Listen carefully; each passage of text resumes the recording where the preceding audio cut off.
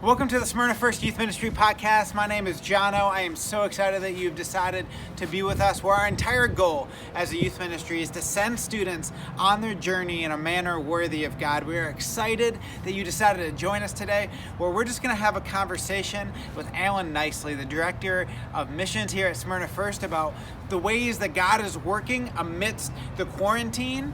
And we hope that you will enjoy this conversation. If you wanted to follow up with anything that's talked about, or if you just wanted to connect with us, we'd love to have you. There are plenty of opportunities online and ways that we're connecting through Zoom meetings, through worship services, and we'd love to be able to talk with you over the phone, through FaceTime, whatever you got. We want to be able to connect with you. So please enjoy this conversation.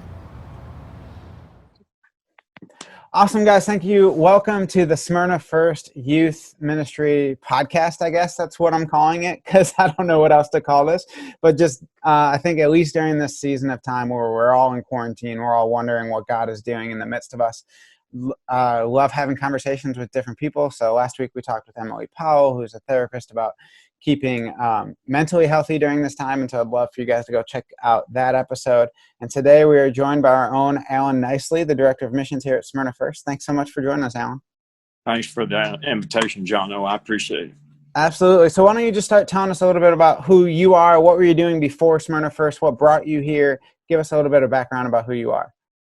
You know, I've been in Smyrna. I moved shortly after I graduated from college to Smyrna in 1978 and started teaching and coaching at Campbell High School. And at the time, it was just going to be a temporary gig. It was something I was doing before the plan was to go into college coaching. And some opportunities were developing there, but I needed a job in the meantime. So one of the things I was always told in the early days was make sure you get your teaching certification, because if there are only two types of college coaches, those that have been fired and those that are going to get fired. They said it's always a good fallback. So that was in 1978. In 2010, 32 years later, I retired from Campbell High School. Nice temporary gig. Yeah, I found a home, and, I know that God was behind all of that. He says, this is where you need to be, and this is where you can be of service. So that's where I was for 32 years. When 2006, when my son was a freshman, I got out of coaching after 28 years. And the reason for that, I just didn't want to coach him. I wanted to be a dad and watch. I was the AD at Campbell at the time, and it was a good time to step aside and let some others take over. I was hard enough on Ross as it was without me having him play for me. So that's when I started working for the church, just part-time in developing the program. They'd never had a director of missions and outreach before. So it was kind of a blank slate as to where we would go and what we would do. And of course, what God has done in those 14 years since I started at the church, it's amazing. It's just one of those amazing things. Yeah. Dang, 14 years. That's quite a long time. It's a second career. Yeah. Yeah, definitely. Second career. And one thing that Alan, you never told me, and so I doubt you tell many people, but first time I ever walked on the campus of Campbell, I went to a football game, and I see your name up on the press box. And I'm like, there's no way that's Alan. He would have told me about that. No, that's one of those things that it means you're old as dirt. You've been around for a long time. And it was an honor, and I'm very grateful for that, for the recognition of my career there. But,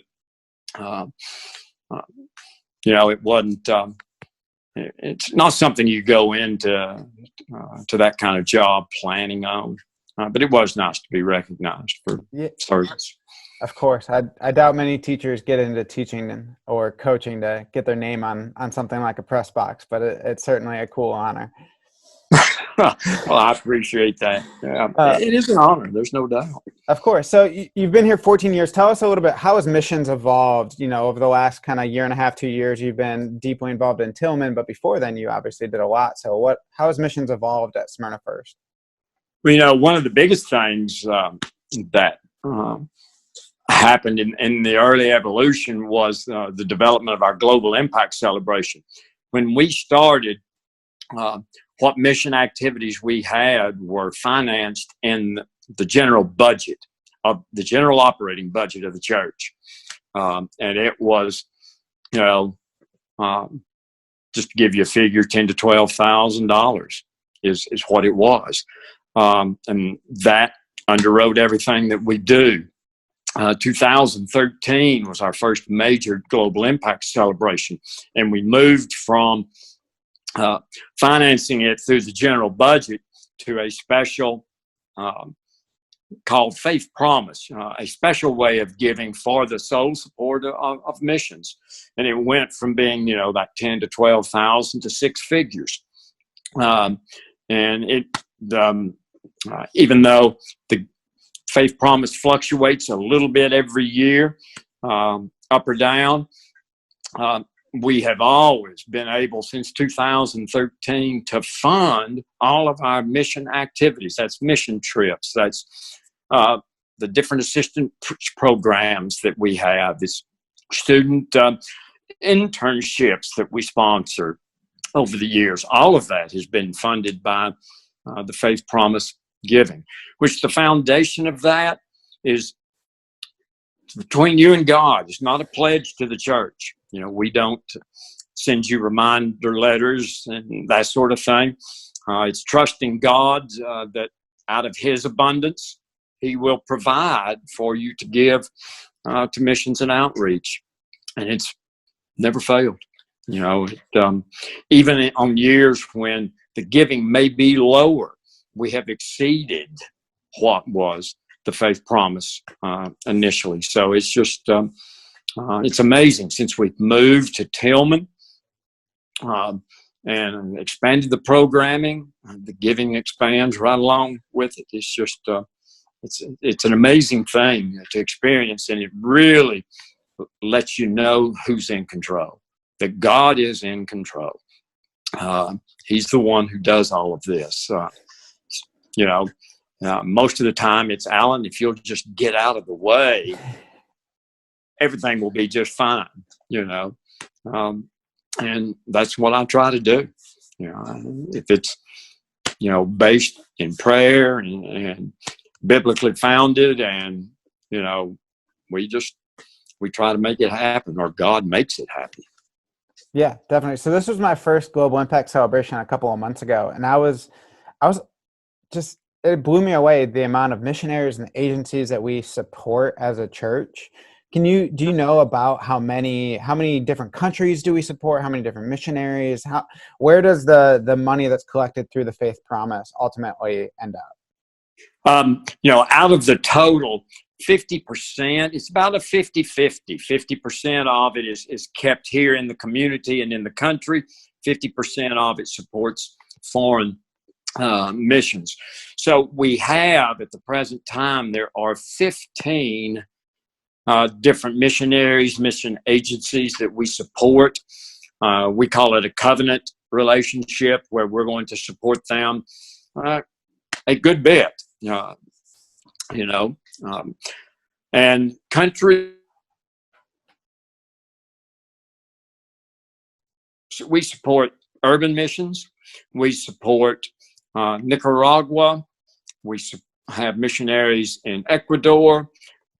We have missionaries in Ghana, in Togo, in Cyprus, Thailand, and India are the areas. So we literally are pretty much around the globe. We also support some agencies that are more interesting is David and Vicki Creel, who are with the Far Eastern Broadcasting System, which is in areas where the gospel is not allowed. So you'll find them working to get the gospel into Cambodia, into North Korea, into China. And some of the ways they do that is just fascinating.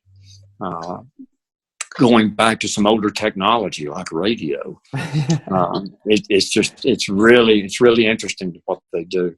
Yeah. So that's our foreign. We're able to support mission activities out of the church. So the youth, college age, adult age mission trips we're able to support as well with all of that. That's pretty dang cool. So tell us a little bit more about Tillman. So you've been there, what, year and a half, 2 years now. How did that evolve? How did that come about? Give us a little bit of the backstory. Because every time I go there, you're so proud of the place. I can tell it just kind of comes out of you. Derek, when he came, he hadn't been here but a few months, and he said, he asked me a question. He said, "What do you know about Tillman?" So I told him what I knew about how it was founded, and basically just what I knew about him.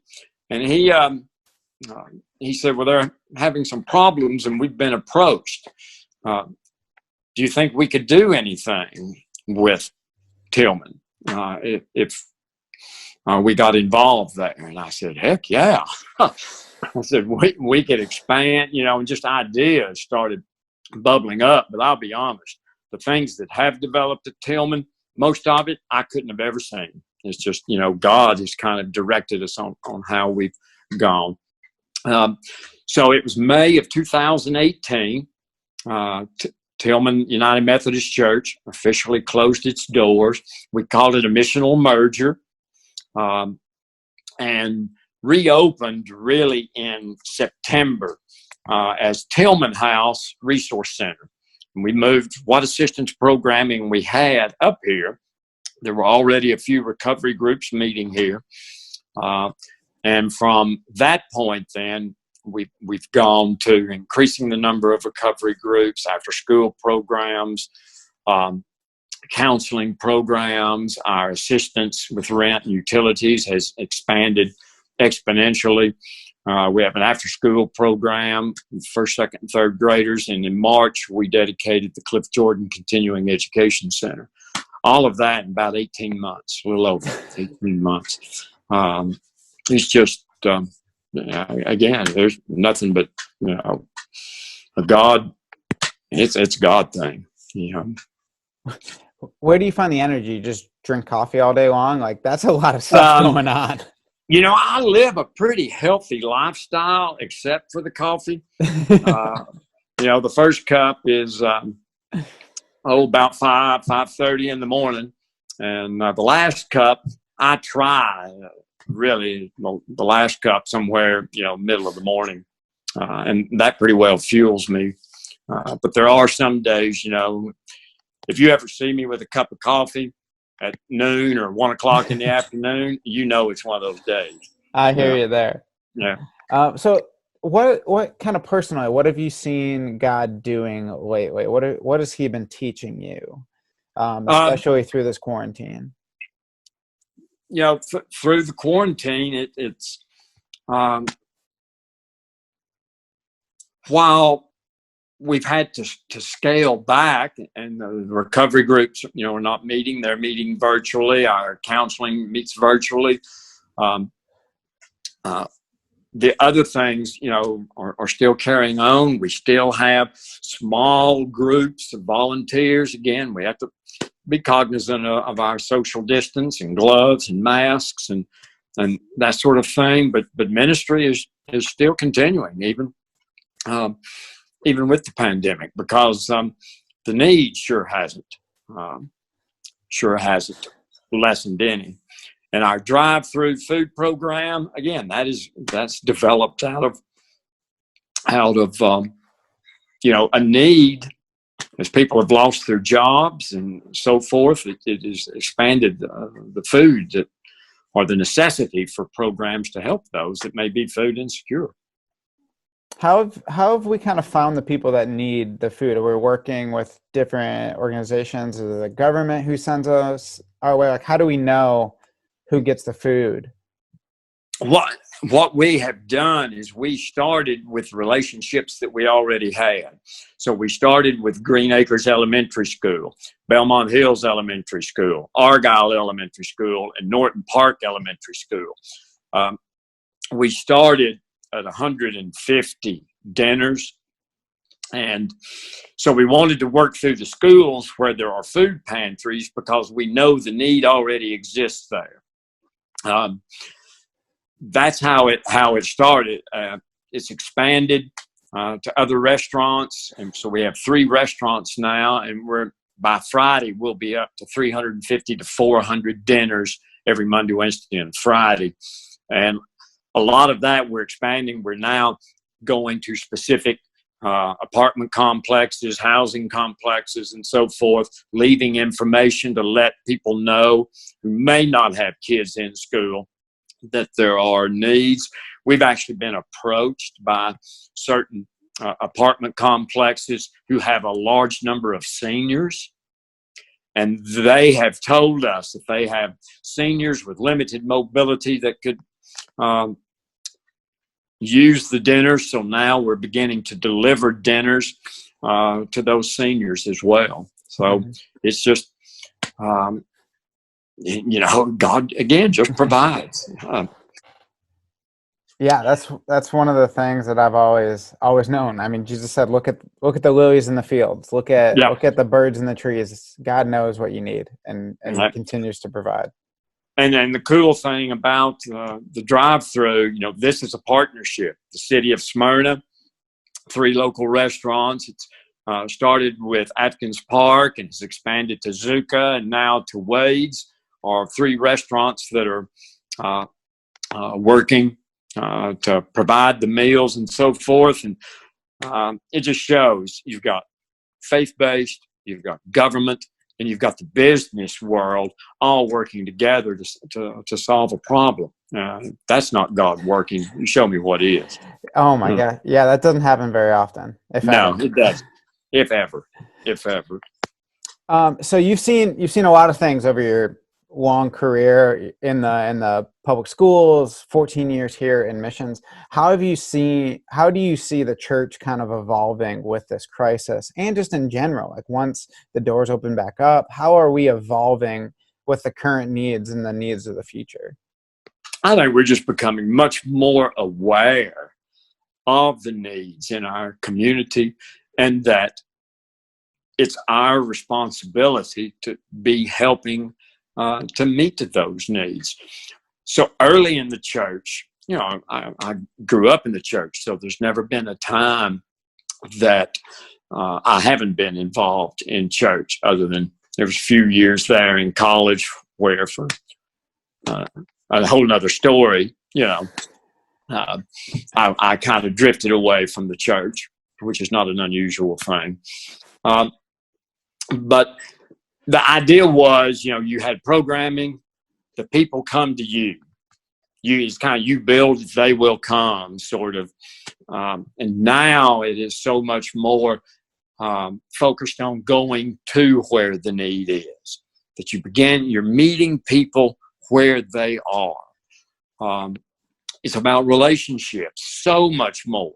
Not just those that are in the walls of a building on a Sunday, but about developing relationships with people in the community, and then God provides the opportunity to introduce the faith discussion.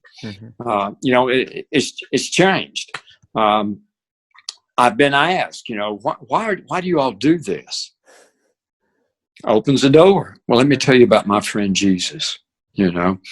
What do you? Yeah, and so it's just evolved from a come to a go to, and I think that's positive.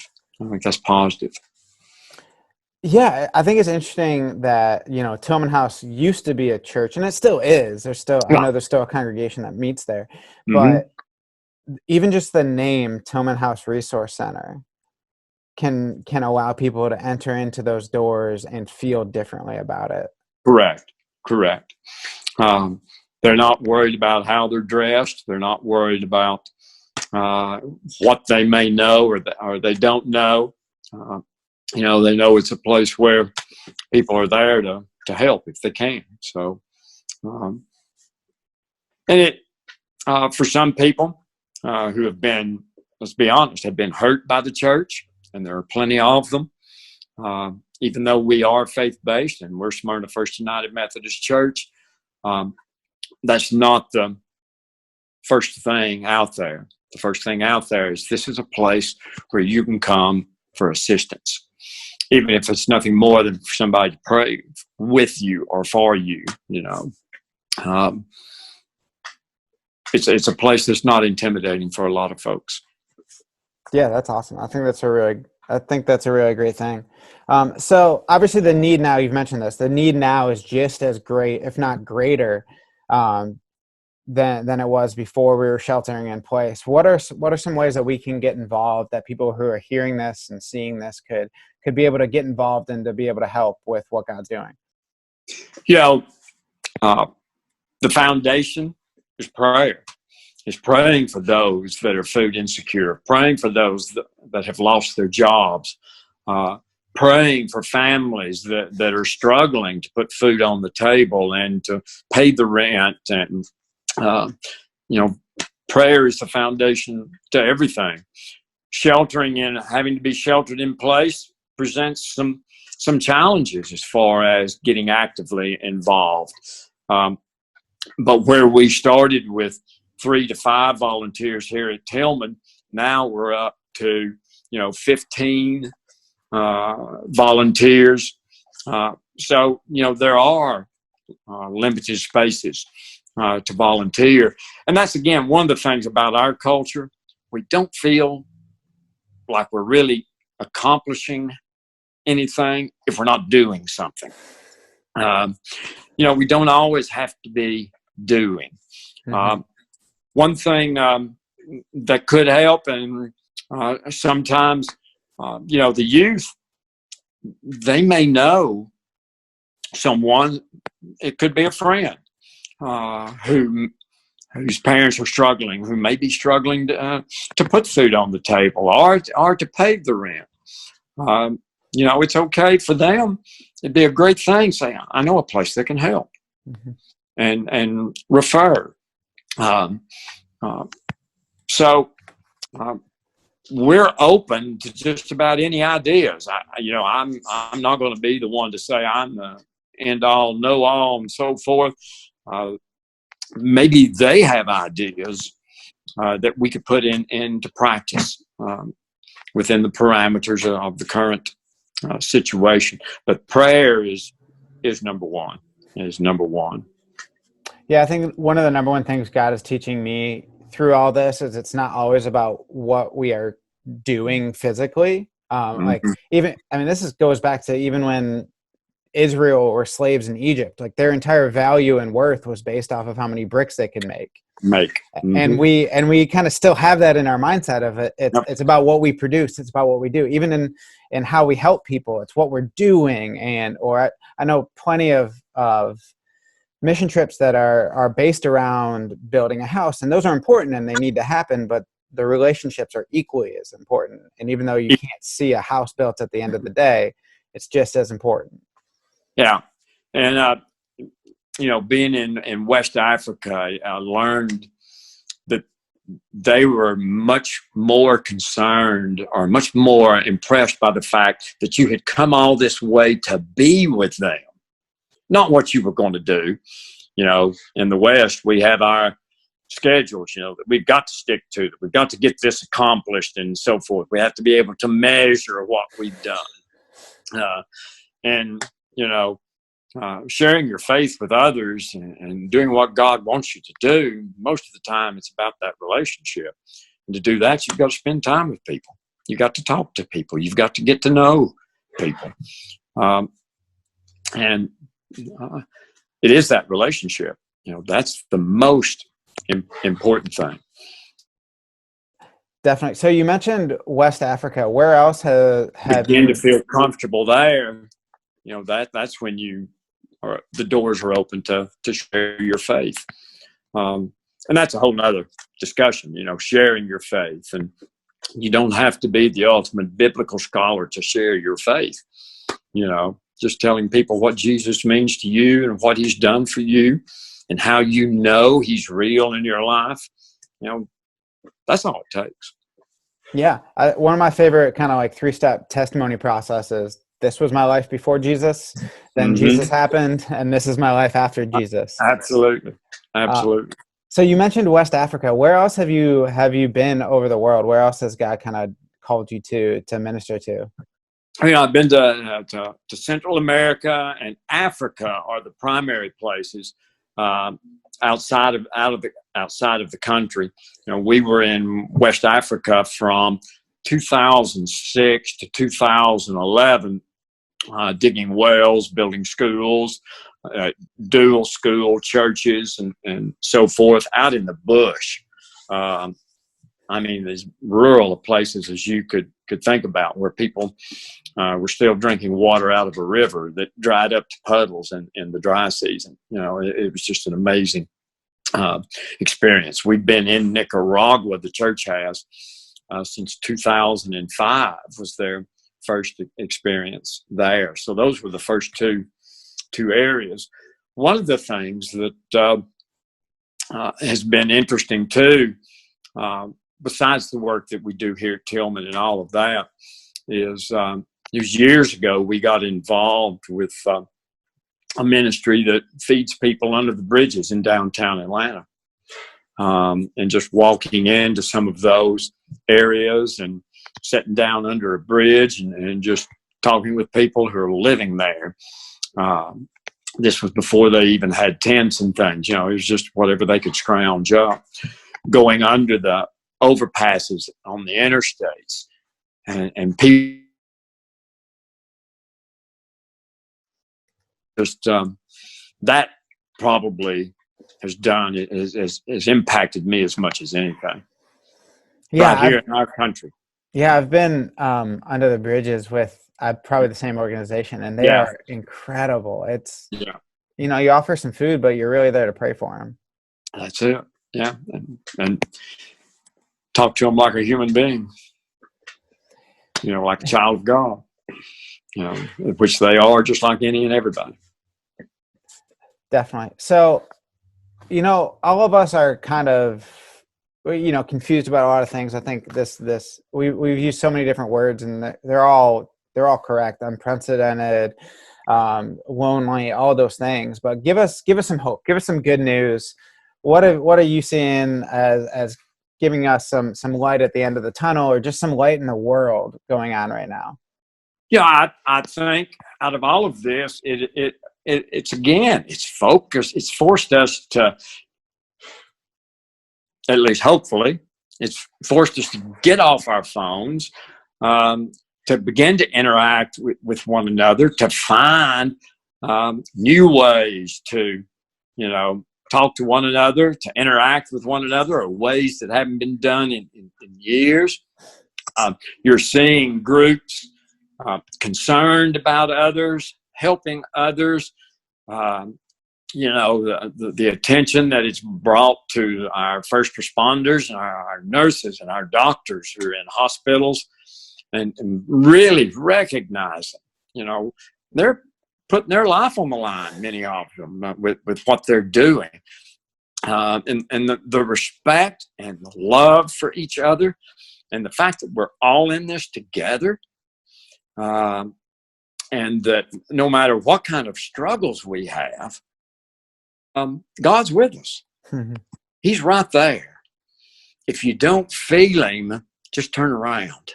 If you don't feel him, guess who moved? It wasn't him. I think in the long run, as this wears down, we've got the opportunity to connect in ways that we haven't in years. I don't want to see us go back to the same old, the way things were. This was an opportunity to go back and make things better. Even I was driving down South Cobb the other day to pick up my dog. He was at doggy daycare, which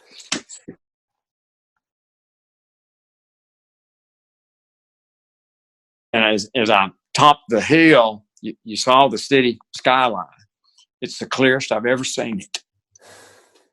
With the lack of traffic and everything on the roads and so forth, the air's cleaner. I mean, there's just things like that you begin to notice, out of all of this, which is horrible. People are getting sick, people are dying, but there are things that God wants us to notice as well. I think He's helping us. I don't think He's caused the pandemic. I don't want anybody to think that. But God takes terrible things and uses them in ways that, if we'll only open our eyes, can make our lives better and can make the world better. And I think there's some opportunities here. Yeah, I mean, that reflects of Joseph in Genesis, right? What you intended for bad, God made something great out of it. I mean, we know we live in a broken world, and when we deal with humans, things are going to happen that are not God's will, but He can make something beautiful out of it.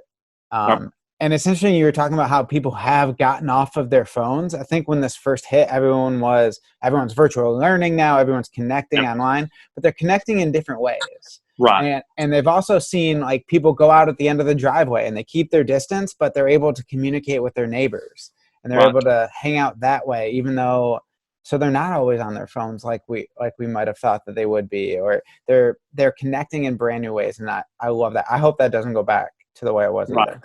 Right.